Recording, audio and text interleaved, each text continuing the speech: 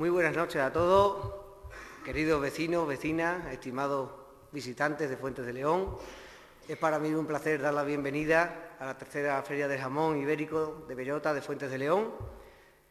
Para empezar, me gustaría dar las gracias a todas aquellas personas que hacen posible que cada año podamos celebrar esta feria, que cada año va tomando mayor relevancia dentro del sector del Ibérico de Bellota. Y bueno, para empezar me gustaría hacer una breve descripción de lo que nos espera a partir de hoy, y para ello cuento conmigo con el director técnico de la empresa Agraporcell, don Adolfo Rangel Prats, que nos va a dar esta noche una conferencia sobre la nueva norma de calidad del cerdo ibérico, que tanta controversia ha generado en los últimos meses, sobre todo para los que nos dedicamos al tema del cerdo ibérico. Y bueno, seguramente él va a intentar dejarnos aclarar todas las dudas, y seguramente que nos vamos a ir de aquí esta noche muy satisfechos de lo que vamos a escuchar, porque seguramente que todo quedará muy claro. Para mañana, pues bueno, ya sabéis que a las 12 de la mañana comienza la feria con la inauguración oficial, la apertura de los stands. A partir de la 1 comienza el tercer concurso de cortadores a nivel nacional de jamón.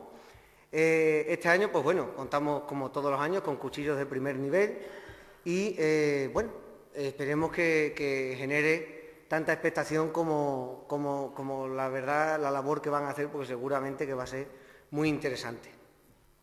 Por la noche sabéis que también tendremos tiempo para la diversión, con el concierto de los conocidos Barbas de Oro, y el domingo pues tendrá lugar la matanza tradicional, como años anteriores, y el tan esperado primer concurso de vino también de Fuentes de León, que bueno, quiero dar las gracias desde aquí a los productores, que la verdad que se han volcado con el tema.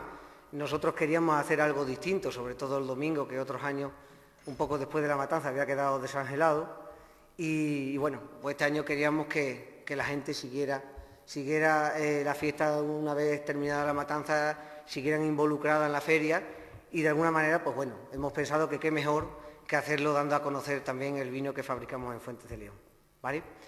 Por lo tanto, daros las gracias por estar aquí esta noche y bueno, desearos que paséis la mejor feria del jamón de lo que llevamos hasta ahora, que quién no lo iba a decir, pero ya llevamos 3 ediciones, y bueno, deciros eso, que disfrutéis mucho de ella, que valoréis mucho lo que tenemos, el esfuerzo que se hace por parte de cada profesional que participa en ella, porque sí que es verdad que para los profesionales también supone un esfuerzo, un esfuerzo económico, y también a título de trabajo también supone cada día pues ir preparando la feria. No, a pesar de que lo que se ve allí luego no parece que es mucho, pero sí que es verdad que lo es, ¿vale? Entonces, sin más, os dejo con Adolfo, que seguramente va a ser una charla muy interesante y vamos a disfrutar mucho de ella. Muchas gracias y buenas noches.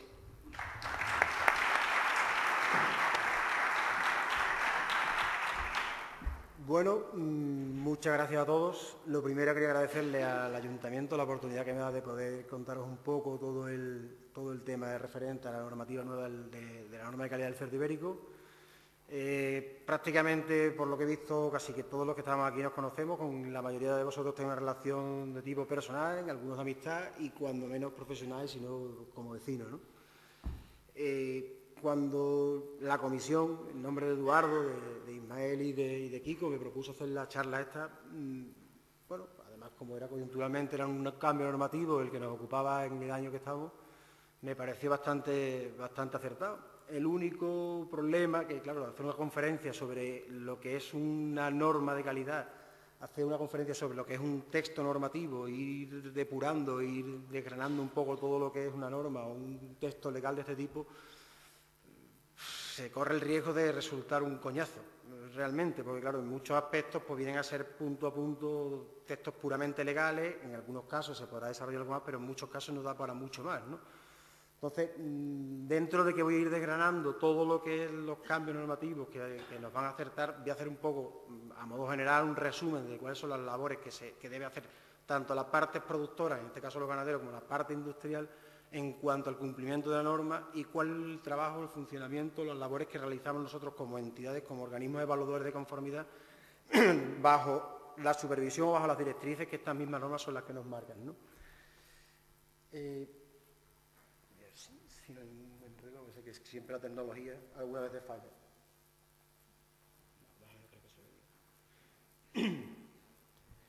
Pues, como os comentaba, bueno, creo que todos me conocéis, soy Adolfo Rangel, soy veterinario, llevo ya en torno a 12 años dedicados prácticamente con exclusividad al tema de la dirección técnica de Araporcei, una entidad es un organismo, ahora lo llamamos organismo de evaluadores de conformidad, lo que entendemos todos por inspectora, por certificadora en el sector, ¿no? Pues nosotros en las labores de inspección nos dedicamos a verificar requisitos aplicables a lo que son los animales ibéricos bajo la norma de calidad del cerdo ibérico y los requisitos que han de cumplir lo que son los establecimientos que están registrados en lista marco para exportación. Desde el punto de vista de la certificación, exactamente igual, bajo la norma de calidad, certificamos lo que son los productos ibéricos y aparte de ello nos dedicamos también a marcas de garantías privadas y etiquetados facultativos. Vaya por delante que esto obligatoriamente me tocaba hacerlo, la cuña publicitaria de rigor.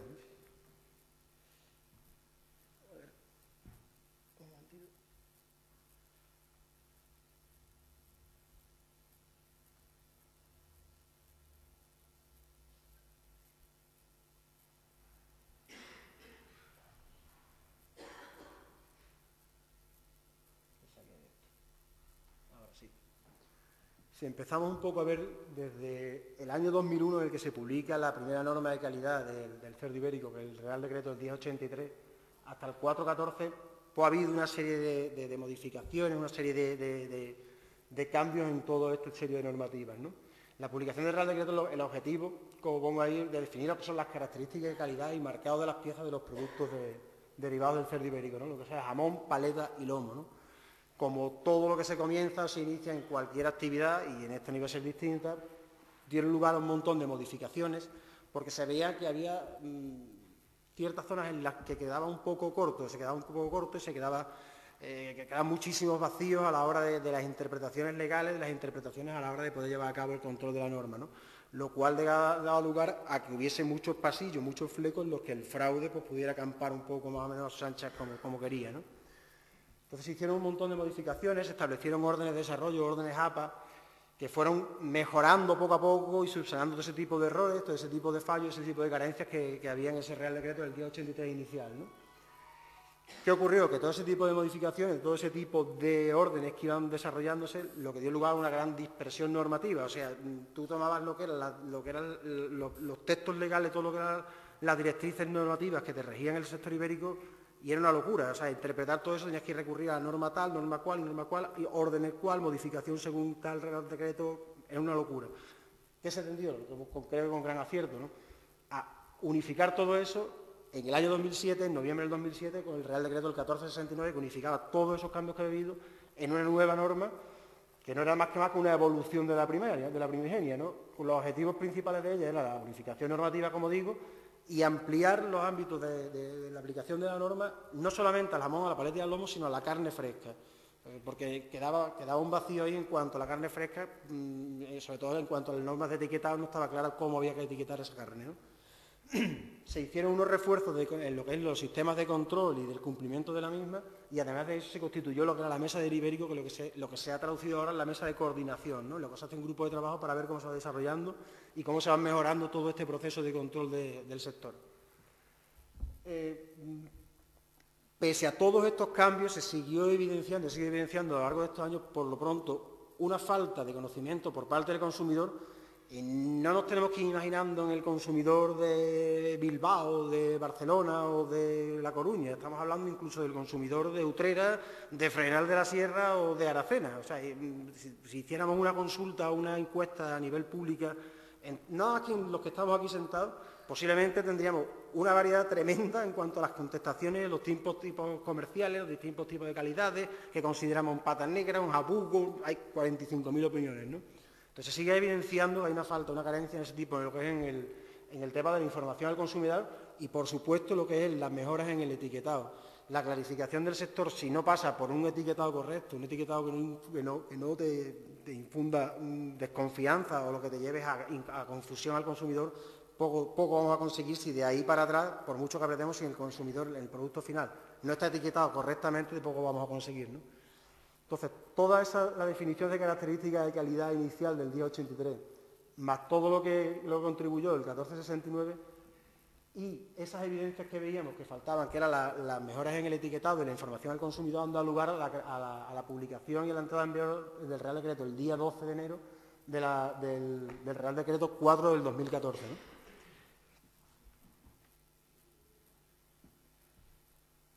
Siguiendo un poco el resumen, para que tengamos un poco idea clara cuál es la estructura básica del tema del control de la norma y cómo funcionamiento de la norma, tenemos al consumidor final, porque no olvidemos que esto es un producto, esto es una norma de mínimos para asegurar una garantía en cuanto al marcado y a la calidad de los productos que van a llegar al consumidor final, ¿no? Entonces, las dos estructuras que van a sufrir, o que van, por decirlo de alguna manera, sí, en muchos casos sufrir la norma de calidad son, por un lado, las explotaciones ganaderas en cuanto a la producción y, por otro lado, los mataderos, salas de despiece, industria de elaboración, transformadores, etiquetadores, distribuidores y almacenistas, ¿no? Por parte de la industria. Todos ellos van a tener, sí o sí, un control oficial, además del control oficial típico sanitario, tal que todos conocemos, el control oficial por parte de la Administración, que puede hacer visitas inopinadas o visitas coordinadas con ellos para ver el cumplimiento de la norma.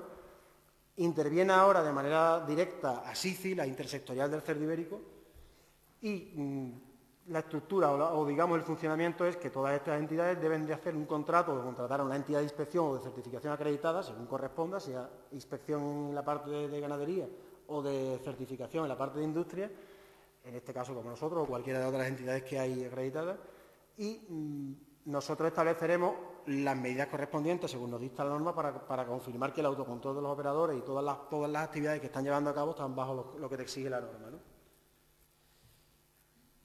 Así pues, lo que son las bases de este Real Decreto, tanto en inspección como en certificación, se basan en tres puntales fundamentales, ¿no? En inspección, la raza, la edad y la alimentación, ¿no?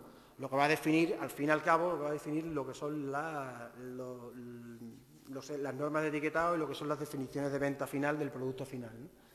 En cuanto a certificación, todo se va a basar en una trazabilidad, una rastreabilidad, en que puedas ir hacia adelante desde un producto o hacia atrás desde ese mismo producto y llegar incluso, como mínimo, al lote de explotación o al lote de sacrificio del cual se ha generado esa pieza. La identificación, que es uno de los puntos nuevos que ha introducido esta nueva norma de calidad. Se van a identificar las piezas en el momento del sacrificio en base al informe de raza, edad y alimentación, un informe de conformidad que nosotros emitimos desde la parte de inspección y que la recoge en matadero, recogerá la parte de industria y con los precintos que a SICI, la intersectorial, le suministrará, etiquetarán a las piezas dependiendo de la raza y de la alimentación de los mismos. Ese punto también, igual que la trazabilidad, deberá ser constatado, deberá ser verificado por una entidad de certificación acreditada. Y otro de los puntos importantísimos es el etiquetado, que también hay cambios que ahora que los veremos un poquito más adelante en cuanto a las normas de etiquetado en el nuevo Real Decreto.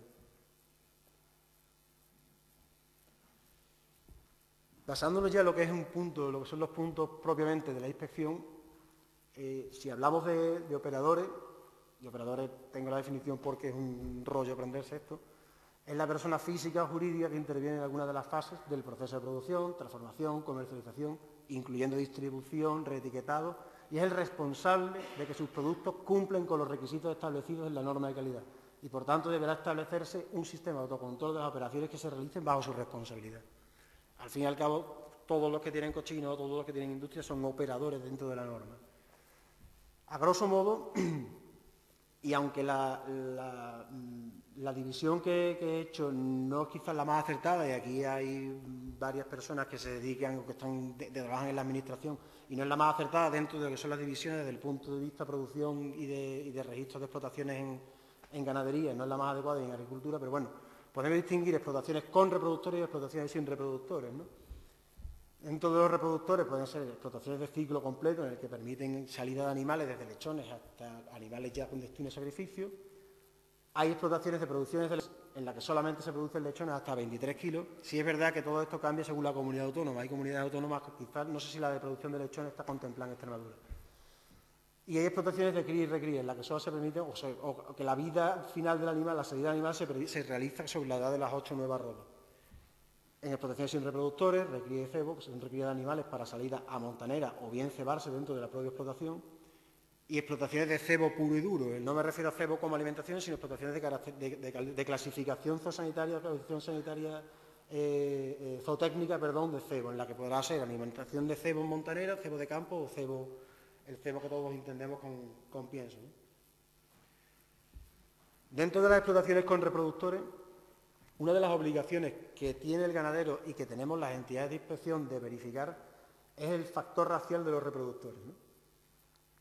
En ese sentido, hay un cambio muy importante dentro del nuevo Real Decreto. Las razas autorizadas, que hasta ahora podían ser hembras ibéricas calificadas por un prototipo racial, calificadas en base al prototipo racial por las entidades de inspección, deja de existir, esa figura deja de existir. Todas las hembras tienen que ser 100% ibéricas e inscritas en el libro genealógico para la raza porcina ibérica, la de Acer-Ibero. En el caso de los machos pasa exactamente igual, o bien los machos pueden ser o bien 100% ibéricos inscritos en el libro genealógico, o bien 100% duros inscritos en el libro genealógico, o el macho el 50%. Para todos los animales que estuvieran calificados como aptos por una entidad de inspección acreditada, como es el caso nuestro, antes de la entrada en vigor del Real Decreto, se establece un periodo transitorio de 2 años en los cuales esos animales tienen validez dentro de esta norma, de este Real Decreto, pero al cabo de esos 2 años, antes de cumplirse los 2 años, tienen que estar o bien inscritos en la raza porcina ibérica, en el caso de las hembras. El caso de los machos es imposible porque está cerrado, y el caso de los machos duros también está cerrado, con lo cual todas las hembras que estuvieran calificadas tienen un plazo de 2 años para calificarse dentro del libro genealógico de la raza porcina ibérica. Y, por supuesto, todas las nuevas incorporaciones a la explotación, todas las nuevas incorporaciones a la producción de esta explotación deben de ser ya cumpliendo la inscripción en los libros genealógicos de las distintas razas.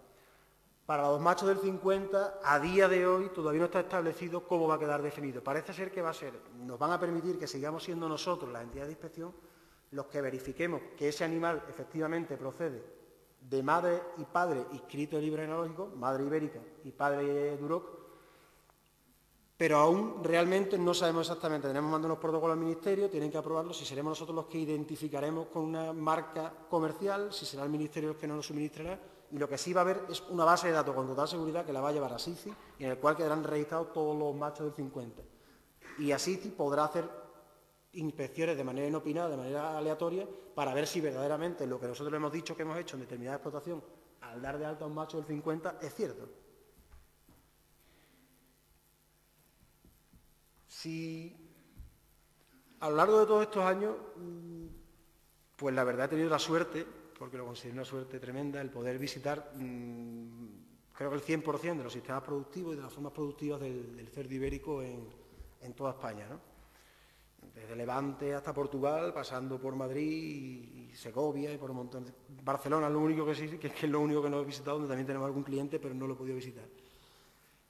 Lo que quiero decir con esto es que igualmente que he visto los sistemas de productivos en distintos sitios, se simultaneaban con diferentes tipos productivos. En algunos sitios eran vacas de leche, cabras para producir quesito, otros para ovejas de lana, ovejas de tal, y en todos evidentemente que coincidían en algunas, la vaca tal, en otra explotación, y en casi todos había diferencias, ¿no? En los sistemas productivos, en la manera de alimentarla, en la manera de cómo pastorearla. Pues por muchos sistemas productivos que haya visto en otro tipo de ganadería, jamás en mi vida podía imaginar la diferencia y las diferentes maneras que se tiene de llegar a un mismo objetivo en un sector productivo como es el del cerdo ibérico.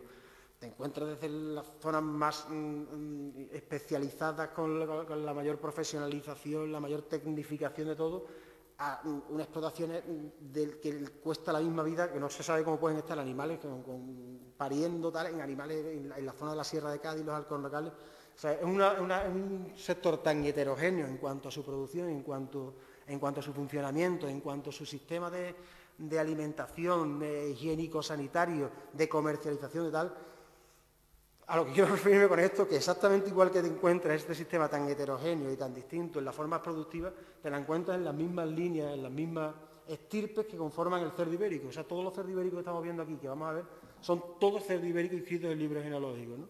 Entonces tenemos animales de capa colorada, que podemos decir capa colorada, el retinto, que es uno de los más extendidos, pero a su vez la estirpe retinta tiene distintas líneas, ¿no? Tanto la línea extremeña con otras, el Silvela, el Villalón, el Valdesequera, el Censira, todos con unas características morfológicas que lo difieren uno de otro.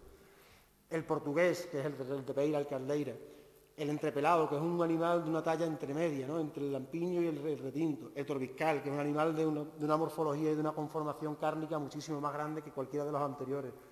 El lampiño, que es un animal de una conformación minúscula, con un engrasamiento bastante grande, ¿no? Y tenemos, por ejemplo, el dorado gaditano. Vemos que ya hay animales que tú que dices que te cuesta la misma vida pensar que hay muchos que son cerdos ibéricos, ¿no? Son animales completamente rojos, que ahora se está haciendo un programa para intentar salvar y resguardar otra vez esa raza en la que quedan muy pocos individuos. Y aquí tenemos el manchado de jabugo.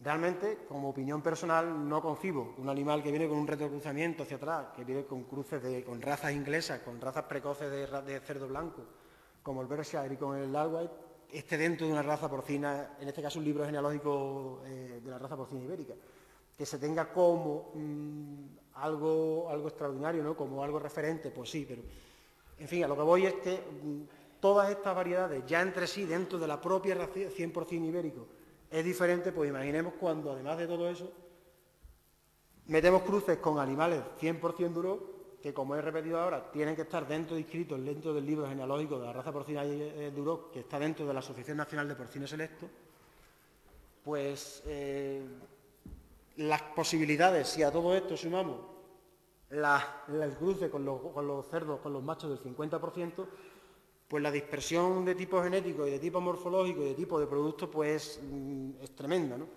Evidentemente lo que se está tendiendo es a que las razas madre, lo que es el citoplasma madre, que es la madre 100% ibérica, tiende a ser lo más uniforme posible, al igual que los cruzamientos, al menos los cruzamientos para cebo intensivo que se hacen con Duroc, también se hacen con unas líneas, con un grado de engrasamiento y un grado digamos, que el dimorfismo y las diferentes fenotipia del producto sea lo menor posible, ¿no? Como comentario, la obligatoriedad, en esto hemos sido nosotros, digamos, muy guerrilleros, por decirlo de alguna manera, hemos estado quejándonos de que la obligatoriedad de que los animales para cruzamiento, los machos duros, tengan que estar en el libro genealógico. Ahora mismo solamente hay, creo que son 5 o 6 empresas que tienen españolas, estamos hablando en España, que estén inscritas en el libro genealógico para la raza porcina del Duroc. ¿Qué ocurre? Queramos o no queramos, va a haber un oligopolio y total, los precios ahora mismo están en torno mínimo 1.500 euros por animal, estamos hablando. Eso es lo mínimo que habla de un Duroc. ¿Qué ocurre? Que además las líneas que se están usando, prácticamente el 100% de las líneas del Duroc que se están usando en el libro, se usan para la inseminación artificial, con lo cual no es lo mismo tú tienes un animal que haces montarle en un potro una vez a la semana o a lo mejor cada 10 días o algo así, a tener un animal que estoy haciendo monta natural. Estos animales adquieren al cabo del año y pico, 250, 300 kilos de peso vivo. No, dicen, no hay mal que 100 años duros ni cuerpo que lo resista, pues en este caso igual. No hay hembra que sea capaz de aguantar un macho de esto con esos pesos, ¿no? Además de que él mismo no tiene capacidad de monta natural, que es una de las principales, o si no la principal forma de cubrición que tenemos en nuestra zona, por ejemplo, en todas las zonas tradicionales, ¿no? Nosotros a nivel de ministerio personalmente hemos estado peleando y hasta ahora nos han cerrado todas las posibilidades y lo que hay ahora mismo es esto. Está recurrido, sé que está recurrido por determinadas asociaciones, pero ahora mismo lo que hay es esto. Lo que estuviera calificado vale durante 2 años, pero las nuevas incorporaciones a las explotaciones y tal tiene que ser bajo inscripción en libros genealógicos. Imagino que poco a poco el Ministerio se irá dando cuenta y obligará a que haya más explotaciones donde podamos conseguir reproductores con muchísimo más baratos, ¿no? Bueno, el macho del 50, lo que os he comentado antes, hasta ahora lo que sí sabemos es que parece ser que vamos a seguir verificando nosotros que proceden de madre inscrita en libro genealógico y padre Duroc inscrito en libro genealógico y no sabemos exactamente cómo quedará la identificación de los mismos. Lo que está ahora mismo calificado, dado de alta en este caso, porque no hay calificación del 50, simplemente es verificación de la ascendencia, ¿no? de los padres. Vale durante 2 años, a partir de ahí supongo que lo antes posible intentaremos que esto se clarifique y sepamos cómo tenemos que actuar a partir de entonces con ellos, ¿no? Otro de los de los puntales fundamentales que tenemos que tener en cuenta a la hora de realizar nuestras labores de inspección es el determinar la pureza del porcentaje racial de la producción resultante, o sea, de los animales que nacen, ¿no? Porque de ello va a quedar claro y va a quedar definido lo que es el etiquetado y la designación del producto final. Teniendo en cuenta que las hembras única y exclusivamente te permite que sean hembras 100% ibéricas inscritas en el libro genealógico y durante los 2 años que estamos hablando, las que estuvieran calificadas anteriormente por la entidad de inspección, los cruces con el macho del 100% ibérico evidentemente van a dar 100% ibérico, los machos con el 100% duro darán animales del 50% de sangre ibérica y los cruces con animales que tienen un 50% de sangre ibérica darán lugar a animales con un 75% de sangre ibérica. Digamos que el 100% del ibérico 100% es destinado o bien a la disposición al mercado de nuevas hembras reproductoras para venta y sobre todo para aprovechamiento de los cebos de montanera, ¿no? El 50%, el 90% de la producción resultante va destinada a los cebaderos de intensivo y una gran parte, sobre todo la industria de Salamanca, sí prefiere este animal porque tiene mayor rendimiento a nivel de la canal, me refiero lo prefiere también para el cebo de montanera, por su alto rendimiento en la canal, ya que digamos que la industria de Salamanca también es una industria que tiene un gran aprovechamiento de lo que es la parte de chacinería, ¿no? Los machos del 50, igualmente casi el 100% van a ir destinados a aprovechamiento de montaneras y a algo de cebo de campo.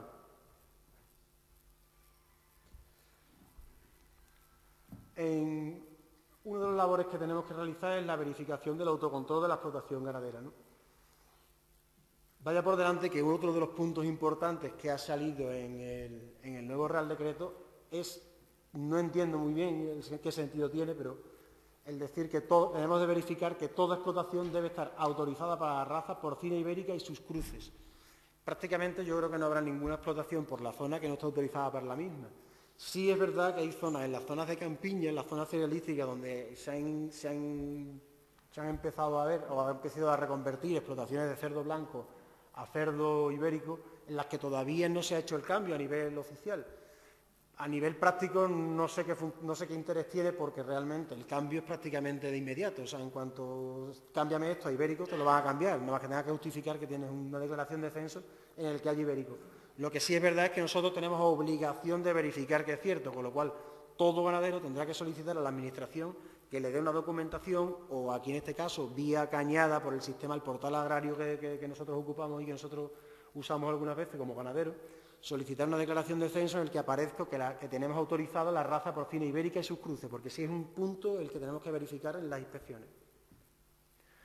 Como decía, el autocontrol no es más que una herramienta, pero sí es verdad que es la base fundamental de este tipo de normas, ¿no? De todas estas normas de este tipo. Y para nosotros supone el pilar fundamental en el que se sustenta tanto la labor inspectora como la certificadora. No es otra cosa que un registro documental en el que van a ir confluyendo distintos inputs, distintas entradas de información referentes a la actividad que nos estamos realizando. En el caso de ganadería, pues todos, si estamos referentes a una explotación en la que hay madres, pues entrarán el tipo de la identificación de los reproductores, las altas, las bajas, las fechas de cubrición, las fechas de parto, todo eso lo que debe de conformar es un registro documental que debe ser evidentemente veraz, debe ser cierto, que debe de ser potente, que debe de dar una fiabilidad a la persona que lo vea, una fiabilidad que le confiera eso, ¿no? Confianza, ¿no? Debe de ser claro, debe ser transparente, lo más transparente posible, de manera que al verlo sepas perfectamente qué es lo que te quiere decir y sobre todo, ya desde el punto de vista ganadero, debe tenerlo en cuenta como un útil de mejora. Un autocontrol bien realizado en una explotación, sea del tipo que sea, incluso, aunque no sea una explotación, una empresa del tipo que sea, si hacemos una evaluación de nuestro trabajo, a lo que nos estamos dedicando, por ahí es por donde podemos ir viendo las carencias y al revés, nuestros éxitos como labor empresarial, nuestra labor en este caso como ganaderos, ¿no? Todo ese sistema, ese registro será verificado, será auditado en este caso, podemos decir, por la entidad de inspección, en el caso de inspección, y por la entidad de certificación, en el caso de la industria. Siguiendo un poco adelante con el tema de la labor inspectora, otro de los puntos importantes que hemos hablado es la verificación del factor racial, que ya lo hemos comentado, de la identificación de los reproductores y del censo de los mismos, así como del control de los reproductores no aptos. Se me explica, nosotros en la llegada a la explotación, una vez verificado el autocontrol, tenemos que confirmar que lo que nos está diciendo el ganadero que hay verdaderamente en la explotación se corresponde con la realidad. Necesitaremos las hojas de inscripción en el libro genealógico para la raza porcina ibérica o la del libro del macho del Duroc, del 100% Duroc, que vendrá reflejado por la Asociación Nacional de Porcinos Selectos, y comprobar que la identificación de esos animales corresponde exactamente con lo que estamos viendo en campo. Aparte de eso, la norma no te impide que tú tengas en tu explotación animales que no cumplan con el prototipo racial o las razas autorizadas como reproductores. O sea, nadie te va a impedir que tú tengas una hembra Duroc o tengas una cochina blanca porque te dé la gana de tenerla, o una vietnamita. Lo que sí, nosotros tenemos que tener un sistema potente que nos permita asegurar que esos animales no intervienen en la producción de animales bajo la norma de calidad, ¿no? Entonces, bueno, cada entidad tiene la suya, nosotros identificamos con crotales, no sé si se ve muy bien, son morados, bueno, no aptos, y en definitiva tener un control general de la explotación y saber qué es lo que se está haciendo, en el momento real en la explotación, ¿no? Todos esos controles de identificación, evidentemente, en explotaciones sobre todo muy grandes, se harán mediante muestreo, que vienen establecidos por unas tablas estadísticas determinadas, ¿no? El control reproductivo, que debe de quedar bien reflejado dentro del autocontrol, en el que queda claro las fechas de cubriciones y de partos, los reproductores que intervienen en la cubrición y en el parto, que de ello van a reflejar, o de ello van a determinarse cuál es la raza de la producción resultante, la fecha de destete, la conformación de los lotes de explotación, la raza de los mismos, la identificación y el control de altas y bajas tanto de reproductores como de los animales que van naciendo y muriendo en la explotación. Los lotes de explotación, como definición de lote de explotación, es el conjunto de animales pertenecientes a una explotación ganadera, homogéneos en cuanto a factor racial y edad. La norma te restringe el lote de explotación a una diferencia de edad máximo 30 días entre el mayor y el menor del lote, ¿no? Previo al destete se identificarán con un sistema fiable, seguro, perfectamente legible. Principalmente crotales, no se exige que sea un crotal, pero sí es lo más lógico y lo más usar, porque el tatuaje es completamente, si no imposible, muy imposible de leer en las razas de capa negra, y además es complicado de verificar en el campo, ¿no? Debe de incluir el código de lote de explotación, la identificación o identificación individual. Esa identificación debe ser trazable a lo largo de toda la vida del animal, y caso de que haya una reidentificación, un cambio en la misma, una pérdida, debe quedar reflejo en el autocontrol de la explotación en la que se dé ese caso, ¿no? En el que donde se produzca. Estas tres actuaciones que hemos estado diciendo hasta ahora prácticamente son exclusivas de las explotaciones que presenten reproductores, por cuanto a lo que estamos hablando es a la producción resultante, ¿no? La frecuencia de evaluación, independientemente del tamaño de la explotación, será de al menos una vez al año. Eso es uno de los cambios que ha habido este año en el nuevo Real Decreto. Sí es cierto que sí se va a obligar a ver todos los animales antes de salir de la explotación, con lo cual habrá explotaciones que con una sola vez al año esté más que cubierta la garantía de que esos animales son los que son y están como están, y habrá explotaciones en las que habrá que ir 3, 4, 5 y hasta 6 veces al año. De las actuaciones que hemos estado hablando, del control reproductivo, de la verificación del factor racial de los reproductores y de la conformación de los lotes de explotación, se podrán ya generar informes de conformidad que van a ir acompañando a los animales en el momento de la salida. Son los informes de conformidad de factor racial y de edad, en el que diremos que tantos animales del factor racial 50% y nacidos entre tal fecha y tal fecha abandonan la explotación con destino, vida a la explotación menganita de tal sitio.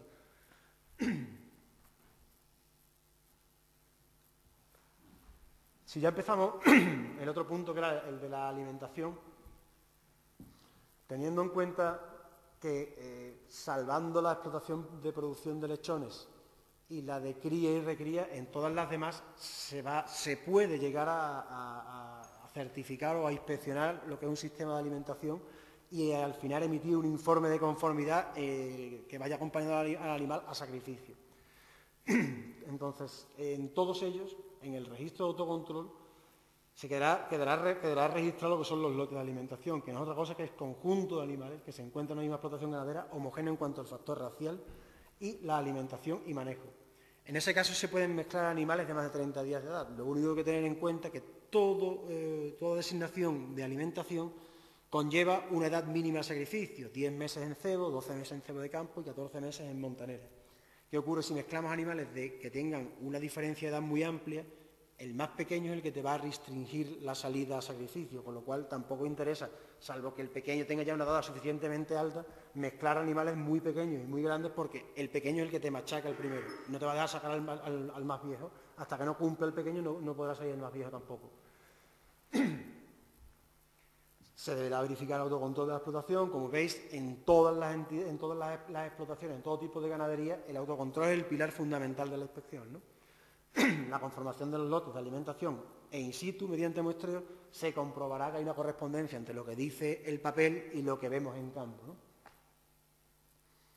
Excepto en montaneras, en los que hay más visitas, en la explotación o en sistemas de explotación y de alimentación, en los que hay más visitas, la frecuencia de evaluación, al igual que en las otras, también será de al menos una vez al año, y las necesarias para ver los animales antes de la salida de la explotación.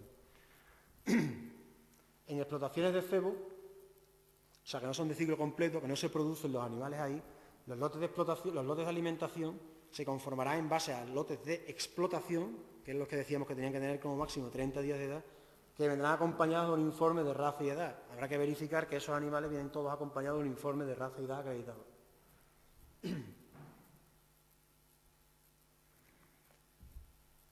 Pasando ya a ver un poco designaciones de alimentación una a una, basándonos en la primera, el cebo.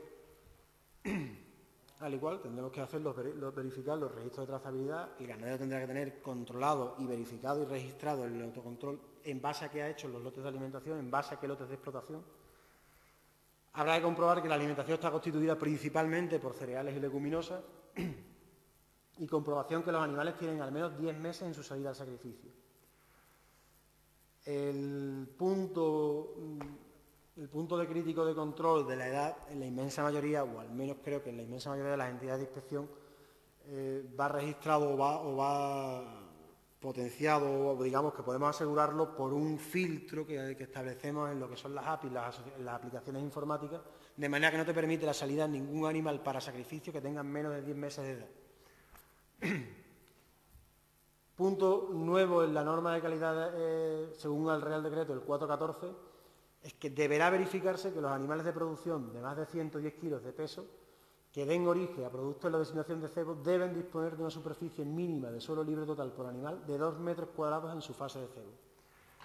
Según el Real Decreto, creo que era el 1135, el de bienestar animal, te obliga que a partir de esos pesos esos kilos de peso vivo, deben de tener los animales. Actualmente, las normas de bienestar animal te permiten 1 metro por animal. La norma te exige ahora mismo 2 metros. ¿Qué ocurre? Tal y como ha quedado redactado, y por más que hemos dicho que lo cambiaran, no han querido cambiarlo, tal y como estaba redactada la norma, obligaba no a comprobar que esos animales están en 2 metros cuadrados, sino a comprobar que el resto de animales de la explotación no tenían 110 kilos de peso vivo. Es algo un poco absurdo, pero imagina un cebadero con 20.000 plazas en las que tuviera 5.000 animales en 2 metros cuadrados, o sea, en 10.000 metros cuadrados. Yo no tendría que comprobar si esos animales tenían 110 kilos o no. Lo que sí tendría que comprobar es que no había animales de más de 110 kilos en menos de 2 metros cuadrados por animal, con lo cual era auténtica locura. Hemos conseguido que nos aprueben y nos den como válido un sistema, un cálculo de capacidad máxima al año de esas explotaciones.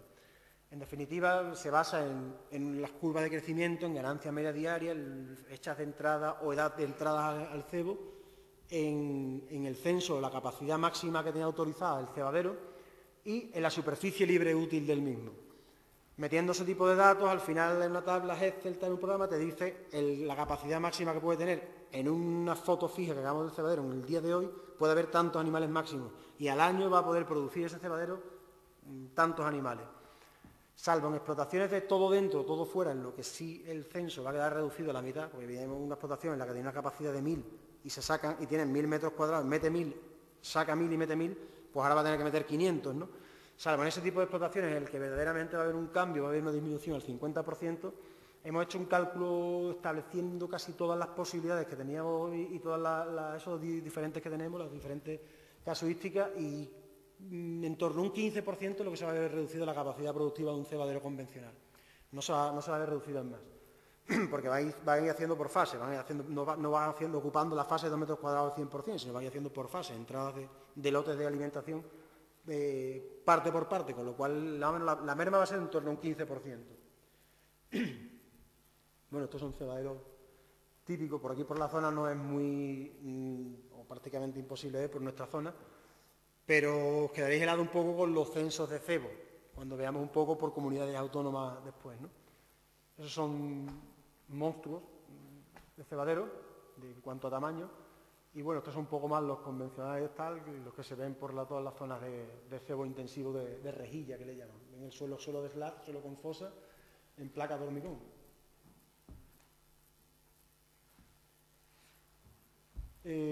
Bueno, el cebo de campo, que ya estaba contemplado en la anterior norma,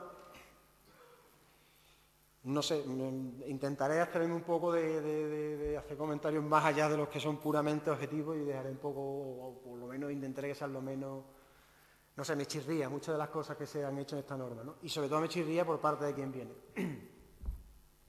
En concreto, el cebo de campo te permite ahora lo que son cebo de campo en explotaciones intensivas y en cebo de campo en explotaciones extensivas. De manera que, aparte de que tenemos que comprobar que la explotación esté dada de alta en el registro de explotaciones intensivas, que no es más que un trámite burocrático que también el ganadero tendrá que solicitar a la administración que se lo dé, o bien sacar, no sé si por cañada se puede sacar, se hará lo mismo, la verificación de los registros de trazabilidad, en el que verificaremos los lotes de alimentación, están registrados en el autocontrol del ganadero y tal, y por qué lotes de explotación están conformados, comprobación que la alimentación está constituida por cereales y leguminosas, perdón, y comprobación que los animales tienen al menos 12 meses de edad, que es uno de los filtros que te exige esta designación de alimentación, que tengan al menos 12 meses al sacrificio. ¿Qué ocurre? Que en el tipo de cebo que veremos después, el cebo extensivo, tenía una densidad máxima de 15 animales por hectárea. Aquí te permite 100 animales por hectárea. Volvemos a lo mismo que hemos visto antes en el cebo. Te decían que los animales de más de 110 kilos de peso vivo tienen que disponer de una superficie al menos de 100 metros cuadrados, lo que equivale a 100 animales por hectárea, en su fase de cebo. Para esto también lo que hemos establecido es un sistema de cálculo en el que nosotros tenemos aquí 3 hectáreas para destinar a cebo de campo. Y el sistema de funcionamiento mío es que entran animales con 30 semanas, con 25 semanas, con 12 semanas. En fin, nos dice un poco más o menos cuál es el sistema. A partir de ahí, metiendo todo ese tipo de datos, nos va a decir la producción máxima anual que tenemos en ese tipo de explotaciones.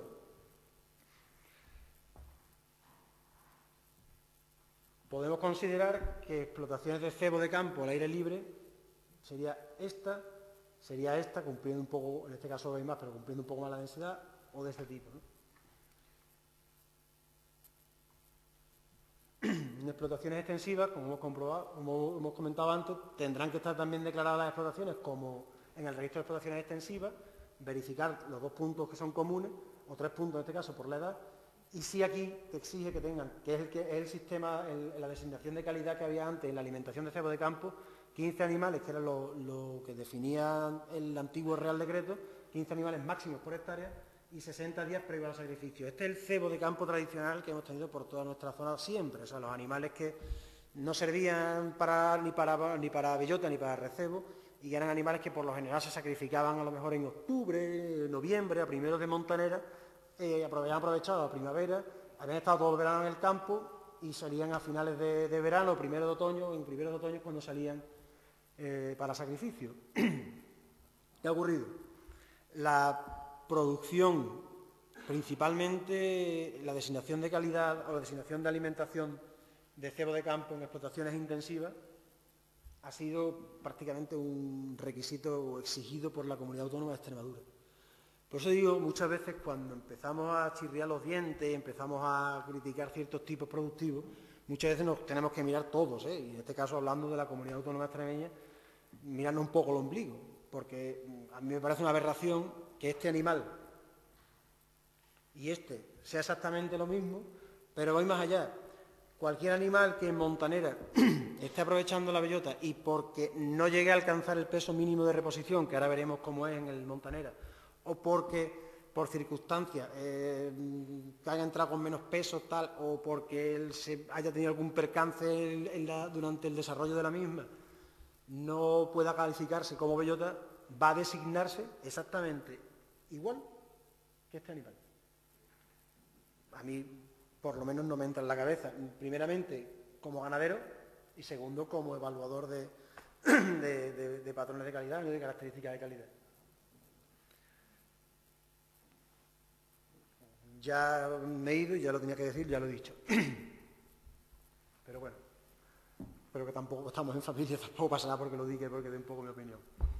En cuanto a la verificación de la alimentación en la categoría de bellota, hay algunos puntos que también han cambiado dentro del Real Decreto nuevo, ¿no? Dentro de las visitas que tenemos que realizar, mínimo serán 2, una tendremos que hacer aforo y entrada. El aforo no es otra cosa que una adecuación de la capacidad productiva de la dehesa y de la carga máxima que pretendemos o que suponemos que va a ser capaz de soportar en cuanto al aprovechamiento de los animales. Todas las entidades tenemos que tener un método de aforo acreditado, que sea más o menos acertado. Además de eso, debemos verificar que la explotación se haya declarada en el registro de parcelas y recintos autorizados, cosa que ya lo llevamos haciendo desde el año 2008, todos los ganaderos deben de haberlo hecho, y si no lo han hecho, que se pongan las pilas, porque en ese sentido sí que se va a hacer lo bastante exhaustivo como para no permitir emisión de informes de explotaciones que no estén declaradas, y o cargadas en capa de montanera del SIPAC, que es una de las cosas que todavía está pendiente en algunas comunidades autónomas y sobre todo en algunas zonas concretas dentro de cada comunidad autónoma.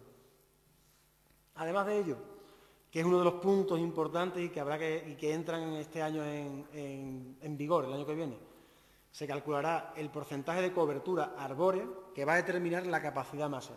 La cobertura arbórea no es otra cosa que, imaginemos que estamos viendo desde un avión una finca determinada y estamos viendo qué porcentaje de suelo está cubierto por las copas de los árboles. Eso es el porcentaje de cobertura arbórea. En base al porcentaje que se establezca, va a tener una capacidad máxima, no quiere decir que esa sea la que te permitan, sino que va a ser la máxima que se va a poder permitir. Como hemos comentado antes, habrá que hacer también la verificación de que los animales que entran en la explotación están identificados de tal manera que están conformados por los distintos lotes de explotación fulanitos que venían con su correspondiente informe de raza y edad, y que los animales tienen un peso de entrada en montanera entre 92 y 115 kilos, que son entre 8 y 10 arrobas. No sé si se ve muy bien porque esto ha sido un pantallazo que lo he sacado del Real Decreto y la verdad es que no sé si se ve bien desde ahí. Teniendo en cuenta, lo que hemos dicho, el porcentaje de cobertura arbórea, hasta un 10% te va a permitir un 0,25 animales por hectárea, 15, 0,42, 0,58, 0,75, 0,92, hasta un máximo de 1,25. Actualmente ya está terminada lo que es el informe de cobertura arbórea, prácticamente está hecho todo, creo que son unos 270 y tantos mil recintos SICPA, que es lo que están ya calculados, no están colgados todavía en el visor SICPA, sí está en una base de datos que ya la tiene el Ministerio, se ha ocupado Traxa de hacerlo, cómo no, y realmente no tengo todavía experiencia, he estado con técnicos de Traxa, con ellos, precisamente la semana pasada, pero con otros motivos, y me ha estado comentando que lo tienen ya hecho, pero no tengo la experiencia para comprobar que una finca fulanita, que la conozcamos más o menos para decirte el tipo de explotación, como la que hay por aquí, suponga el 35, el 30 o el 52, no lo sé. Lo que sí que sí, a partir del 35, y mucho me da o quiero pensar que todo lo que sea por nuestra zona va a tener más de un 35%, si no me quedaría muy sorprendido de la imagen mental que yo puedo tener del aire, claro, que no he volado nunca, pero bueno.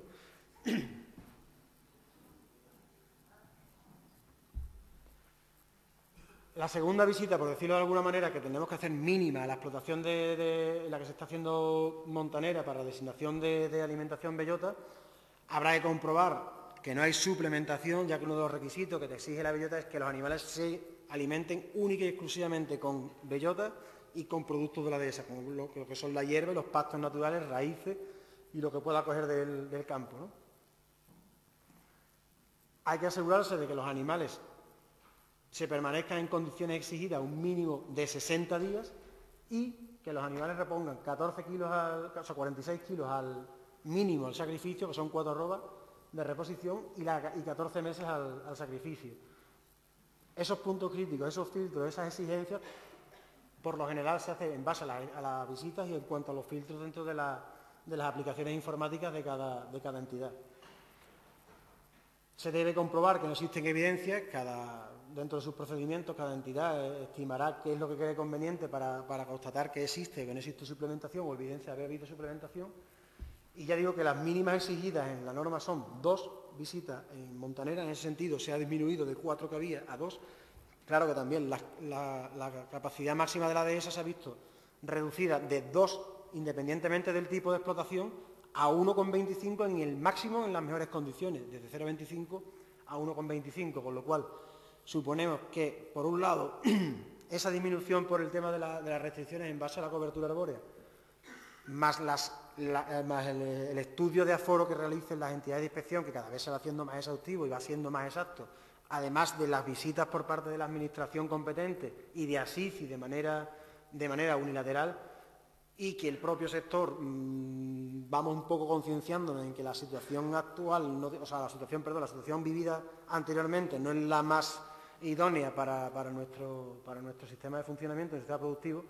Entiendo que más o menos con las 2 visitas podemos estar cubriendo y asegurando que lo que es. Sí es verdad que una vez realizada la segunda visita, si no salen todos los animales, la validez de esa visita tiene 15 días. A los 15 días tendría que volver a ir a la explotación y volver a verificar y a comprobar que las condiciones siguen siendo las que te exige la norma para el cumplimiento de la designación de bellota. Volvemos a lo mismo de antes. No creo que estos animales, por mucho que de esos que hay ahí, que lleven 4 meses en montanera o 3 meses, haya 20 animales que se queden de pico y tengan que salir de cebo de campo, no me parece que sean de la misma calidad que unos animales que, por mucho sol que le haya dado en el lomo, que habría que verlo, vayan a comercializarse bajo la misma designación de calidad. Pero ya es una opinión personal, claro. A grosso modo, eso es la inspección. La certificación, en cuanto a operadores, problema lo mismo que la persona física, jurídica, bla, bla, bla, bla. Los distintos operadores dentro de la certificación tenemos los mataderos, que todos tenemos en la mente, las salas de despiece, que todos tenemos en la mente, las industrias cárnicas, que ya son que empiezan ya a elaborar distintos tipos de productos, transformadores en los que hay loncheadores, los que se hay despiece, los que son deshuesadores, ya distribuidores del tipo mayorista, reetiquetadores tipo, no sé cómo decirte, jamones Badía, comercializadores y almacenistas, que lo que se dedican es únicamente a almacenar productos y después ir repartiéndolos hacia otro tipo, con o sin etiqueta, pero siempre hay una labor comercial entre medias. La base de la certificación, o uno de los puntales fundamentales, los que hemos visto que hay que controlar en matadero, sería la identificación, que es uno de los puntos nuevos que hemos detallado antes, que se han instaurado nuevos por parte de ASICI y que ha dado el visto bueno el Ministerio. Así pues, los animales que se vayan a designar como jamón de 100%, jamón de bellota 100% ibérico, tendrán que llevar un precinto negro. O sea, solamente para los animales de raza 100% ibérica de bellota llevarán un precinto negro. Todo el resto, que sea de bellota, llevará un precinto rojo independientemente del factor racial, sea del 50% o sea del 75%. O sea, bellota 100% ibérico, color negro. Bellota que no sea 100% ibérico, color rojo. El cebo de campo, que es el que hemos referido antes, las tres posibilidades, el que inicialmente era como cebo de campo intensivo, cebo de campo extensivo o las descalificaciones desde bellota, van a llevar un precinto verde. Y el cebo convencional, el cebo como hemos visto, como podemos decir, de rejilla, va a llevar un precinto blanco para jamones y para paletas. Los pesos mínimos de canal, en el caso del 100% ibérico, el peso mínimo de la canal serán unos 108 kilos, y en el que no es 100% ibérico, en el 75% ibérico y el 50% ibérico, serán de 115 kilos a la canal, en todas las designaciones de alimentación, cebo de campo y bellota. equivalen aproximadamente a unos 12 arrobitas y media aproximadamente en vivo, ¿vale? Todo ello tendrán que establecer en los mataderos un registro de trazabilidad, que es un documento que se debe transmitir el matadero a la sala de despiece, que es el paso posterior a partir del sacrificio, con la información relativa al producto que cumple con los requisitos que le son de aplicación. O sea, el animal llegará con su certificado de raza, edad y alimentación emitido por la inspectora, saldrá del campo con ese documento y llegará al matadero con esa documentación. El matadero, en base a esa documentación, etiquetará, presentará esas piezas con esa coloración y mandará un registro de trazabilidad a la siguiente fase, que es la sala de despiece. En la sala de despiece se identificarán las piezas ya identificadas, las piezas nobles, por decirlo de alguna manera, y las piezas cárnicas se identificarán con una etiqueta perfectamente legible, con la denominación de venta asignada y que vendrá acorde también al informe de raciedad, que viene referido a su vez en el informe de trazabilidad que le ha mandado el matadero, el registro de trazabilidad. Volverá a emitir un registro de trazabilidad que es el que nos mandará a la siguiente fase de la cadena. Y el documento de expedición de producto conforme, el DEP, que es para la comercialización de la sala de productos frescos. O sea, si de ahí sale ya comercializado de venta hacia una carnicería o hacia otro intermediario, tendrá que llevar un documento como una especie de pasaporte que te refleje, que garantice desde el punto de vista de certificación que todo lo que está ahí realmente es cierto, que es que tiene esas designaciones tanto la raza como la alimentación.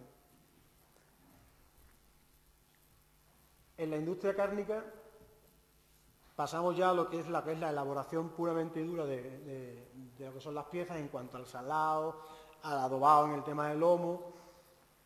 Habrá que ver que la verificación de la correcta identificación del producto y la denominación de venta, o sea, que el precintado se ha hecho de acuerdo antes de poder seguir en adelante, ¿no? El marcado de la entrada en salazón, además es un punto importante y es un punto obligatorio a nivel oficial, es el que te va a decir el tiempo mínimo que va a tener el producto, sea jamón o sea paleta.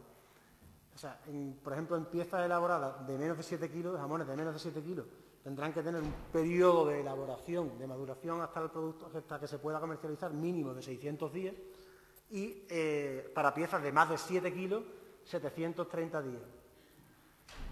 En cuanto a los pesos mínimos del jamón y la paleta elaborada una vez etiquetada, que es uno de los puntos nuevos dentro de tomar en cuenta y tener en cuenta dentro de la nueva norma, que te dice que un jamón dispuesto para la comercialización en el punto final de venta debe de pesar al menos 5,75 en el caso de un jamón 100% ibérico y más de 7 kilos en el caso de un jamón de un guarro del 50% o de un guarro del 75%.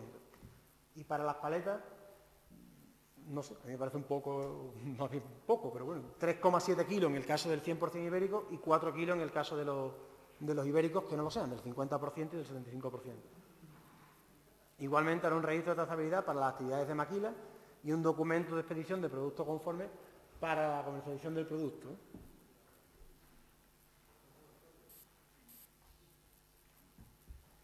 Si tenemos en cuenta lo que hablábamos antes, creo que no se ve muy bien, pero bueno, os lo intentaré leer un poco por encima para que lo veáis. La denominación del producto final va a quedar determinado por el tipo de producto, sea jamón, o sea paleta, o sea lomo, por la alimentación y por el porcentaje del factor racial, que es todo lo que hemos ido viendo en la fase de inspección. Así pues, un jamón vendrá con jamón de bellota, que es la alimentación, 100% ibérico, que es el factor racial, 100% ibérico, animales procedentes de madre y padre, 100% ibérico. Hay otro ejemplo, paleta de bellota ibérica. Para todos los animales que no sean 100% ibéricos, la identificación, el etiquetado llevará paleta, por ejemplo, en este caso, lo que es el tipo de producto, jamón, el tipo de alimentación que ha llevado, bellota, y pondrá solamente ibérico, si bien es obligatorio que aparte de poner ibérico, muy cerca de esa denominación de venta y como mínimo tiene que tener el 75% del tamaño de la letra de venta, debe de poner como mención facultativa el porcentaje de factor racial del cerdo del que es. O sea, para que nos quede claro, el jamón de bellota procedente de un cerdo 100% ibérico llevará jamón de bellota 100% ibérico, y el que no sea 100% ibérico solamente pondrá paleta o jamón de bellota, de cerdo de campo o de cerdo, vamos. ibérico, pero sí aquí abajo tendrá porcentaje de pureza racial, tendrá 50% o 75% ibérico. Además de todo eso, deberá llevar la frase certificado por y el nombre o acrónimo de la entidad de certificación, en este caso, que tenga contratada. Si era Procego, como cualquier otra de las entidades que están acreditadas. Así pues, otra de las menciones facultativas que, por ejemplo, están reservadas, por decirlo de alguna manera, y son exclusivas del 100% ibérico, es el de pata negra. ¿Vale? En ningún etiquetado, aparte de que tú obligues a que tengan la designación del tipo de producto, de la alimentación y del porcentaje de factor racial, tú podrías incorporar pata negra. Solamente está reservado al jamón o paleta de animales 100% ibéricos. Y los términos dehesa o montanera solamente son exclusivos, son reservados para los animales con designación de alimentación bellota, única y exclusivamente. No podrás encontrar ni dehesa ni montanera en ningún otro tipo de producto, sea cebo de campo.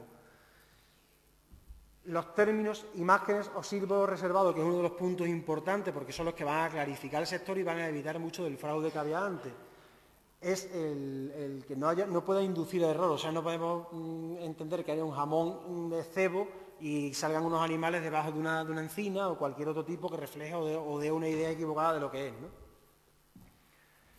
Y los términos prohibidos, queda prohibida la utilización incompleta de la denominación de venta y en los términos diferentes a algunos de los términos que lo componen, ¿no? Excepto el tipo de producto, ¿no?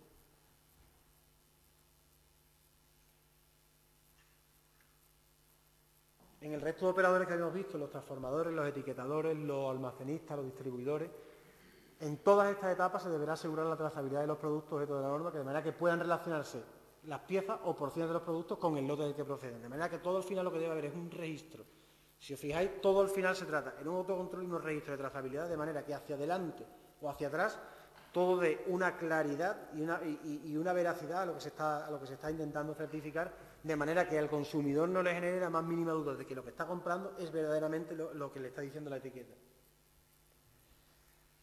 Para terminar un poco con todo esto, os traigo bueno, lo que es ahora mismo el censo River. El River es una base de datos a nivel ministerial que además es pública, con lo cual buscándola en la página del Magrama aparecerá y la puede ver cualquiera. Una evolución de lo que, o una foto de lo que ha habido este año en el 2013 en cuanto a los cerdos ibéricos, ¿no? La producción de cerdo ibérico. Si hablamos aquí de total en España, en torno a 2 millones de cochinos lo que se han sacrificado, y si cogemos por puntos son unos 300, por designaciones de calidad, 365.000 de bellota, 13.000 de recebo y 35.000 de cebo de campo. Estamos hablando de la campaña inmediatamente anterior a esta, ¿no? Por comunidades ahí tenéis más o menos lo que ha habido en cada sitio. Extremadura, como veis, tenemos 621.000, de los cuales hay 419.000 de cebo. Castilla y León ahora mismo es la comunidad autónoma con mayor número de cerdos de cebo, con 710.000, y prácticamente Andalucía y Extremadura andan a la par en la producción del cerdo de bellota, ¿no? Aproximadamente están casi que iguales.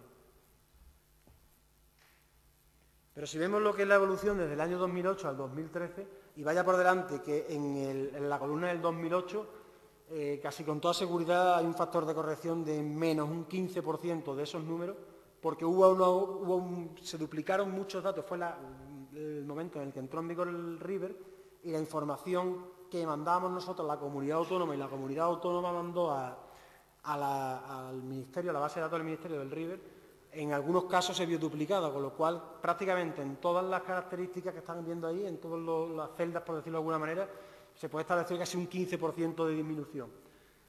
O sea, que estaríamos hablando de 3.700.000, 3.800.000 cochinos aproximadamente, es lo que habría de máximo, 3.600.000 y pico más o menos aproximadamente. Esto es lo que había más o menos en el año 2008, ¿no? Desde 4 millones hemos pasado a 2 millones de cochinos. En bellota, calculemos que estaríamos hablando en torno a los 800.000 animales. Estamos hablando de 365.000, este año vamos a estar, calculo, unos 340, 350 aproximadamente lo que se va a producir. El cebo, aunque hubo un bajón importante en el 2009, se ha mantenido prácticamente en un estado de meseta en la que ha habido un bajón último en el año 2013, ahí seguramente faltarán a lo mejor los últimos datos de sacrificio, con lo cual pues, seguramente esas cifras serán un poco más elevadas. Y lo que sí se ve claramente una disminución de las producciones del ibérico puro, ¿no? Del 517.000 animales hemos pasado a 132.000. Evidentemente porque la producción de bellota, que es donde el ibérico puro tiene su verdaderamente representación, ha disminuido de 903.000 a 365.000. Estamos hablando de que ha disminuido un 60%. Ahí tenía lo que decía antes. Extremadura en el año 2008 producía 1.200.000 cochinos de cebo. Bajó prácticamente al nivel de Castilla y León, en torno a los 900, 800.000 y 700.000 cochinos. Ha ido bajando hasta que estamos hablando de 419.000. Si veis, Castilla y León, que es prácticamente el 90% de la producción de cebo, se sacrifica en Guijuelo y zonas aledañas, se mantiene, ha bajó un poco en el 2009, volvió a subir en el 2011 y más o menos se va manteniendo en esos niveles, entre los 900, 700, 800.000 animales. Lo que quiero que veáis, Andalucía pasa exactamente igual. Andalucía sacrificaba 860.000 cochinos de cebo, que tenemos en mente que el cochino de cebo, porque lo vemos desde un prisma, quizás es lógico, ¿no? Lo vemos desde un prisma un poco más cerrado, lo vemos como que no concebimos que aquí haya cerdos de cebo, que tal, pero que verdaderamente los mayores productores de cerdo de cebo era Extremadura. De cebo puro y duro, del cebo de rejilla que hemos visto con las fosas y tal, ¿no? Entonces, que es bueno hacer un poco de estudio y no llevarnos de la mano todos, porque al final yo me incluyo, los que empezamos a hablar de una cosa y de otra, y al final nos creamos una imagen que realmente no es la verdadera, ¿no? La real del sector, ¿no? En Castilla-La Mancha, prácticamente Toledo, algo en Albacete, es donde más está produciendo el cerdo de cebo, y como veis, lo que tenemos en la comunidad autónoma que tenemos todos en boca, que es Cataluña y Murcia, no aparece ni siquiera. Bueno, creo que aquí viene un dato. No sé, aquí. Sí. En el año 2013, 87.000 cochinos en Murcia y 66.000 cochinos en Cataluña. Y siempre hablamos del cebo de rejilla y del cebo intensivo en Levante, Murcia, Cataluña. No es así. Lo hay, evidentemente, claro que lo hay. La evolución del número de cerdos de bellota, bueno, pues prácticamente ha sido lo que sabemos, ¿no? De unos números altísimos en el 2008, que estábamos hablando en torno a los 800.000. Hemos pasado a lo que estamos hablando ahora mismo, son unos 380.000 animales más o menos aproximadamente. Extremadura ha tenido una caída, pero un poco con menos pendiente que Andalucía, y prácticamente se está situando más o menos de manera regular desde el año 2011.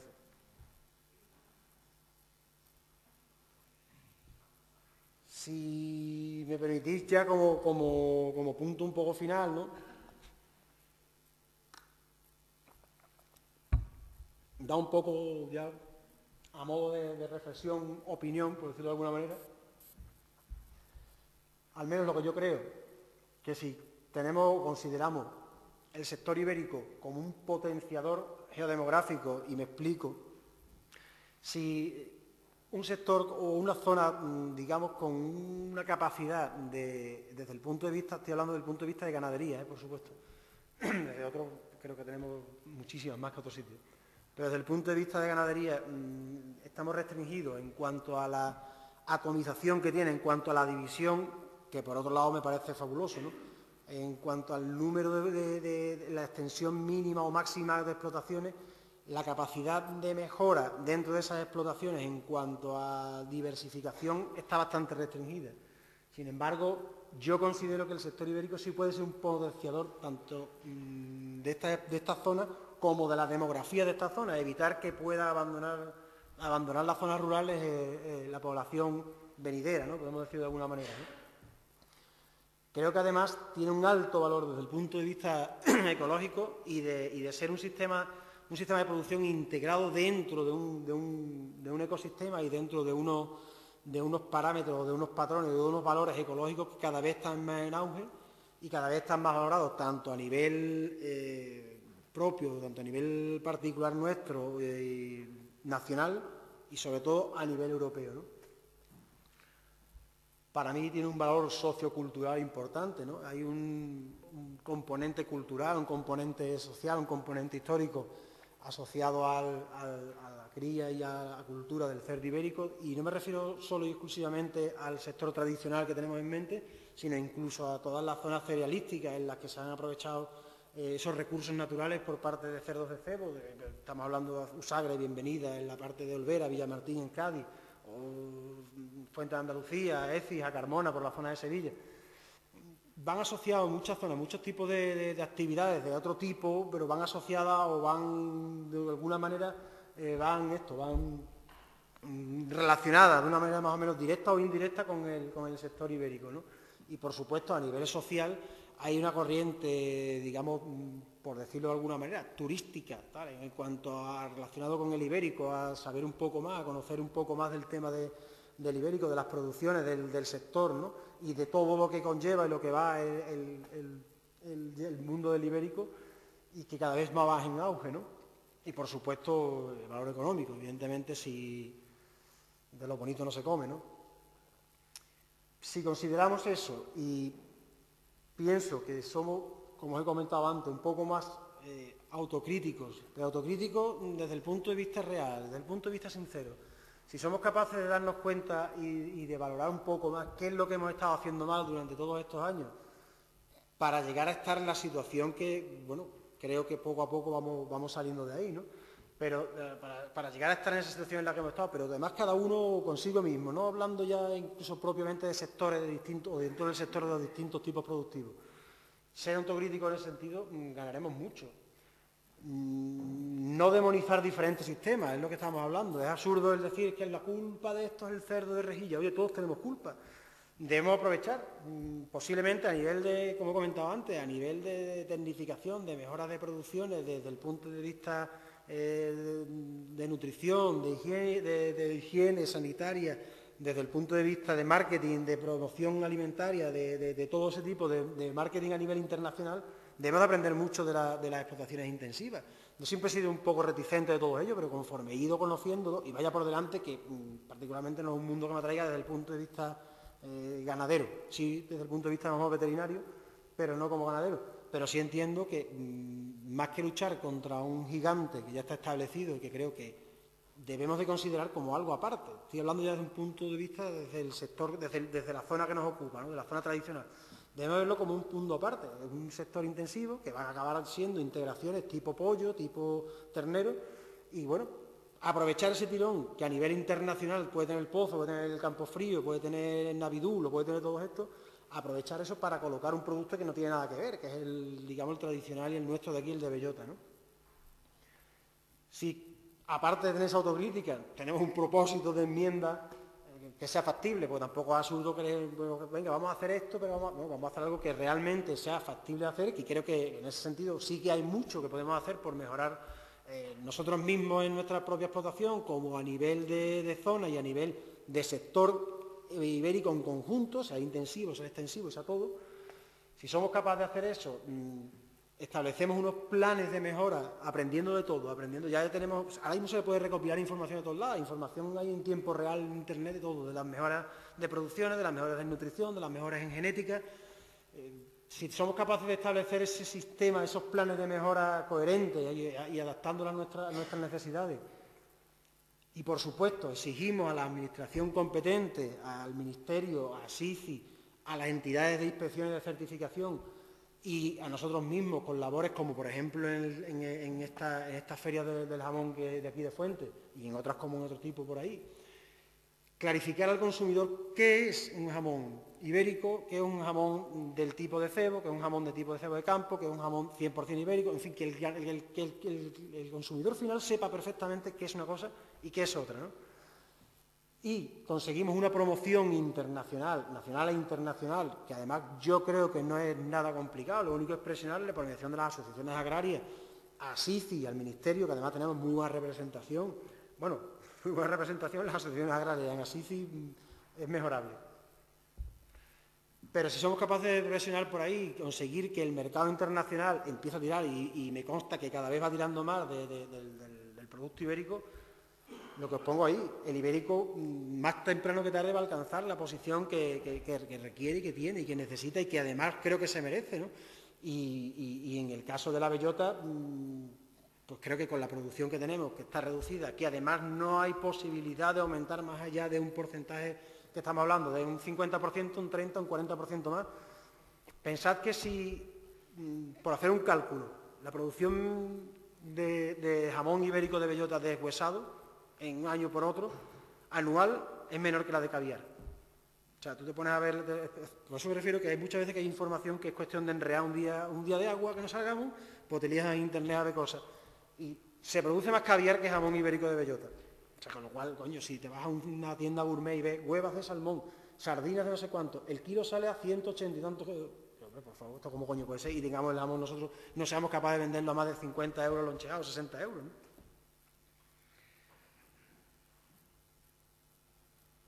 Al final tenemos que hacer nuestra pregunta, ¿no?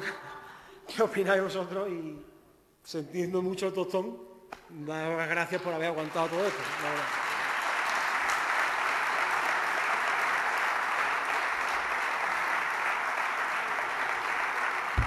Bueno, y pese a todo, mañana nos vemos en la caseta, ¿no?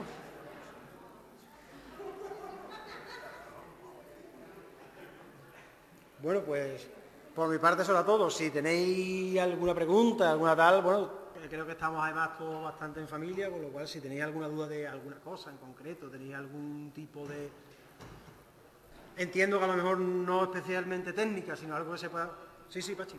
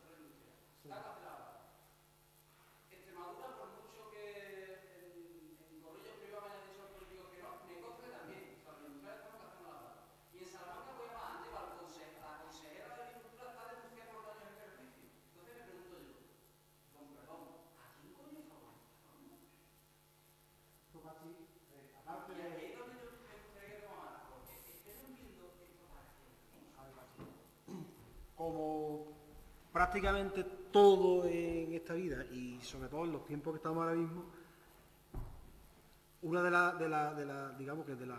culturas más, o por lo menos que más se recuerdan ahora mismo, es la del egipcio, por la pose, ¿entiendes? Entonces, pues, no es más allá que eso. Aquí hay digamos, que, porque no tiene sentido, Pachi, si somos francos y somos claros y además todos los que estamos hablando un poco somos más profesionales del sector, el tema de diferenciar el cerdo 100% ibérico no es algo más que darle algo más a Ceribe, no es otra cosa.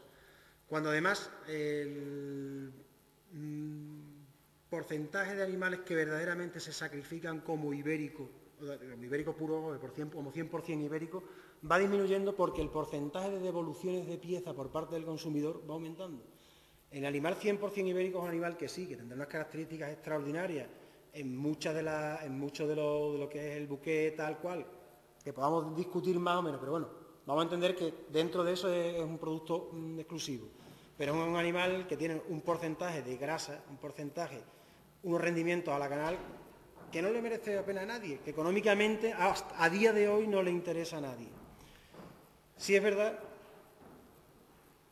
que tanto la Junta Directiva de Asici como lo que se ve influenciado, esa Junta Directiva se ve influenciado, es pro ibérico puro, pro 100% ibérico. Se ha querido diferenciar eso. ¿Por qué? Pues porque al final todo es política, igual que se ha hecho lo del tema del Duroc 100% inscrito en libros genealógicos, porque por algún lado tiene que beneficiarse a alguien. Entonces, desde el punto de vista práctico hubiese sido lo más lógico diferenciarlo con una buena norma de etiquetado en cuanto tú digas raza 100% ibérico. Eso me refiero. Es a lo que me estoy refiriendo, O sea, que todo fuera rojo la bellota, verde el cebo de campo y blanco el cebo. ¿Qué ocurre? Que si se le está intentando dar algo más al libro genealógico, que me parece bien, que se le dé, pero si ya se le ha dado bastante, se le está dando subvenciones todos los años, se está dando toda la calificación de todas las hembras reproductoras. El libro va a aumentar en cuanto a calificación de reproductoras, yo calculo que como mínimo en 3 veces, como mínimo, o 3 veces, o 6 veces. Piensa que hay interacciones que estamos hablando de 15, 20.000 hembras. Tienes Ingafood mismo, estamos hablando de por ahí. Si te vas a la Vals, otro chaparrón. Juan Jiménez, estamos hablando de otras 6 o 7.000 cochinas. O sea, que te pones a hablar número. Eso son reposiciones semanales, a lo mejor cada mes son 200, 300 cochinas, 230 cochinas. Son barbaridades. O sea, que yo me parece bien que se mantenga, por ejemplo, el tema de la raza ibérica. Por un lado, a mí me quita un problema del medio. A mí económicamente, desde el punto de vista económico puro y duro, como inspectora, la labor de calificación de reproductores me salía lo comido por los servicios, pues yo suministro brutales, tal y cual, a uno le ganaba, a otro me pegaba 5 horas trabajando para poderle calificar 10 cochines, con lo cual lo que le ganaba a uno no me suponía gran eso. Y desde el punto de vista práctico, a mí me quitaba ese San Benito que tenemos encima, todas las entidades de inspección, de que estamos calificando hembras cruzadas como ibéricas. Bueno, pues ya vaya por delante, que la va a llevar el libro genealógico, esa responsabilidad corre por su parte. Yo verificaré que lo que hay es lo que hay. Pero si se le está dando eso y lo que estamos intentando justificar en esta norma es que, o asegurar en esta norma es que tenga al menos un 50%, el producto mínimo de sangre ibérica va a tener un 50%. Pues ya está, pero ya le estás dando al ibérico eso. No metas el duro, que es absurdo, porque lo único que está es potenciando el oligopolio y el aumento de precios a precios desorbitados de un macho duro que además no nos sirve para el tipo de cruzamiento que hacemos aquí.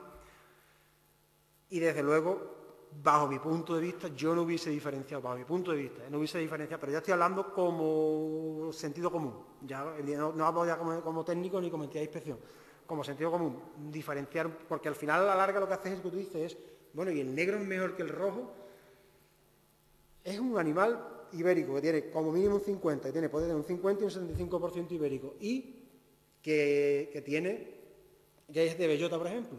Es que incluso, te digo una cosa, Pachi, es que puede llegar el caso en el que haya personas que el entreverado, digamos, por el veteado que tiene el guarro del 50 no lo tiene el ibérico. O sea, lo que es la infiltración grasa que tiene el guarro cruzado no la tiene el cochino ibérico. El cochino ibérico tiene carne, grasa, carne, grasa, carne, grasa. Extraordinaria, para comértela sola. Pero es sí. El patrón del consumidor actual, ¿cuál es? Cada vez consumir menos grasa, por desgracia. Seremos más tontos, menos tontos, pero es tender a comer menos productos con menos grasa. Si tú ves un trozo de tocino y te eliges a cortar una paleta o un jamón y empiezas a sacar tocino porque lo tiene, además un tocino extraordinario, el rendimiento de esa pieza, incluso en peso, dice, coño, es que estoy comprando una cosa, es que no llego, ¿dónde está el músculo, coño? Que no llego. Hay muchas empresas que dejaron de matar ibérico puro porque el índice de devoluciones era altísimo. Claro, tú hablabas con un lineal, tipo Carrefour, Mercadona, El Corte Inglés, y antes te compraban, las grandes firmas te compraban la producción de un año para otro. Ahora le mandas la producción y cuando la venda te la paga. Y todas las devoluciones que le llegan a él dicen, no, a mí no me la mandes directamente al dueño de la pieza. Entonces, al final tienden a no producir ibérico puro, 100% ibérico, pues la deformación profesional, la deformación de la nomenclatura, a 100% ibérico porque el índice de los rendimientos a la canal y el índice de devolución es más alto. Realmente, yo digo una cosa, yo el ibérico puro ha crecido, casi si me apuras, ha crecido en número hasta el 2008, o a partir del 2008 ha bajado, pero hasta el 2008 ha ido subiendo. Ibérico puro, por aquí en nuestra zona, se veía más bien por la zona de Arroyo o Huelva, donde se veía algo más de ibérico puro. Por aquí prácticamente todo el mundo teníamos cruza el 75, no había cruza el 50, o al 80, o al 85, pero ibérico puro, puro y duro, había muy poca producción aquí en nuestra zona, no digo Fuente, digo en la zona más o menos esta de por aquí. Algo en Arroyo Molino, donde hay un poquito más, ya para la parte de Arroyo, la parte de, ya cuando te metes en la Sierra de Aracena y bajando para la zona de Paimó, la zona de Andévalo, perdón, donde se veía más el ibérico puro. Ha crecido. Hay una demanda, porque además es como todo, son productos exclusivos, son productos, bueno, un poco gourmet, y hay el mercado también para eso. Pero diferenciarlo, posiblemente ahí sí estoy contigo. Hubiese quedado bien 3 vitolas, negra, verde y blanca, roja, verde y blanca, me da igual el color, pero 3.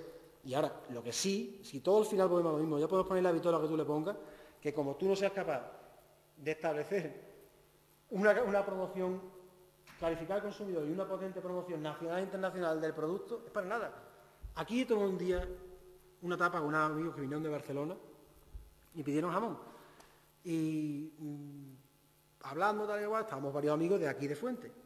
Bueno, pues sí, no, pero aquí no, aquí en ibérico no hay, aquí lo que hay siempre es pata negra. Vamos a ver, me prefiero que no nos confundamos, que el desconocimiento del producto no tenemos que ir a Barcelona, no nos tenemos que ir a Bilbao, que de aquí de Fuente, de Fregenal, de Aracena, de Sevilla, hay mucho desconocimiento de lo que es el cochino y sobre todo los tipos de cochinos que hay. Pues si empezamos por ahí, por supuesto, trasladamos a los mercados de futuro, a los mercados que son más lógicos que vayan a tirar del producto, muchísimo mejor, pero que como no consigamos eso, ya da igual que lleve la etiqueta negra, que la roja, que la verde, que la amarilla, lo que hay que promocionar, y se hubiese solucionado así, si se hace una buena promoción en la etiqueta. Jamón ibérico de bellota, 100%, 75%, 50%, pero su etiqueta, como tú dices, su vitola negra o su vitola roja, para todos. Yo, en ese sentido, estoy de acuerdo. Lo otro me parece darle una preeminencia a un producto, a una raza, que oye, que para mí tiene eso todo mi respeto, pero que ya la tiene, que le estás dando que todas las madres tienen que ser ibéricas, 100% ibéricas. No sé, vamos, te doy la razón, en ese sentido sí, estoy de acuerdo contigo. No es que te dé la razón, sino que estoy de acuerdo. ¿No? ¿Alguna pregunta?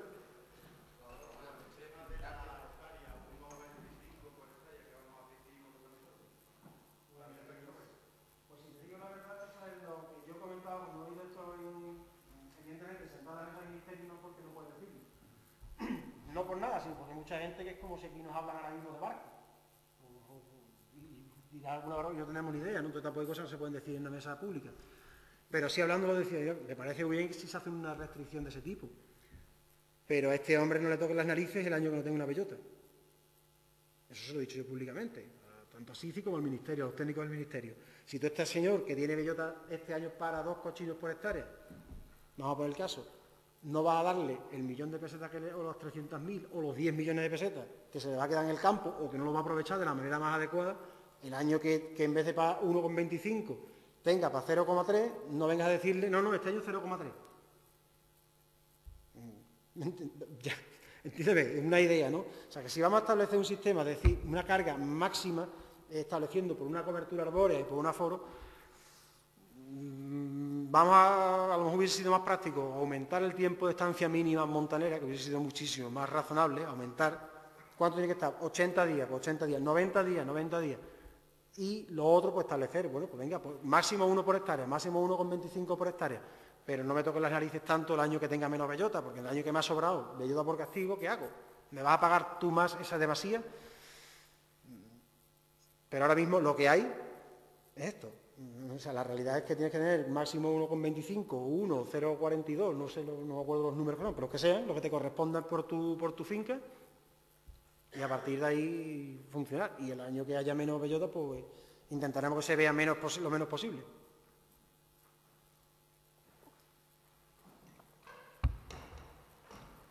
Sí.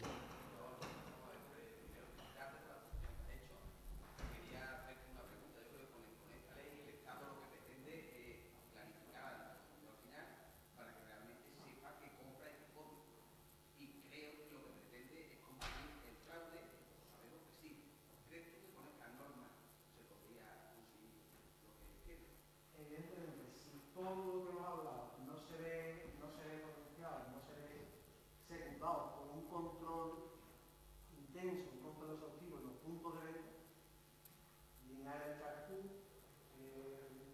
vamos a ir o supermercado de barrio, vaya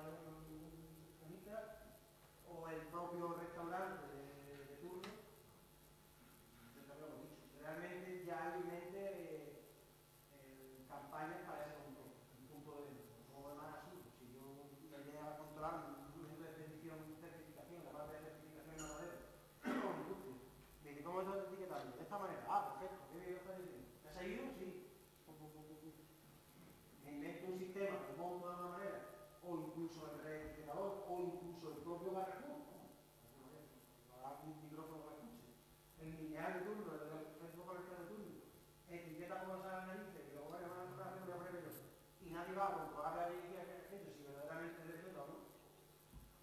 Por eso es importante que los registros de trazabilidad sean veraces, sean importantes, sean serios y puedas tirar detrás. Si es verdad que eso se va a mejorar, porque el tema del etiquetado, del certificado de que sigue así y ahora, y que te exige mantenerlo hasta la fase de restauración. O sea, teóricamente podrías ir a un restaurante y que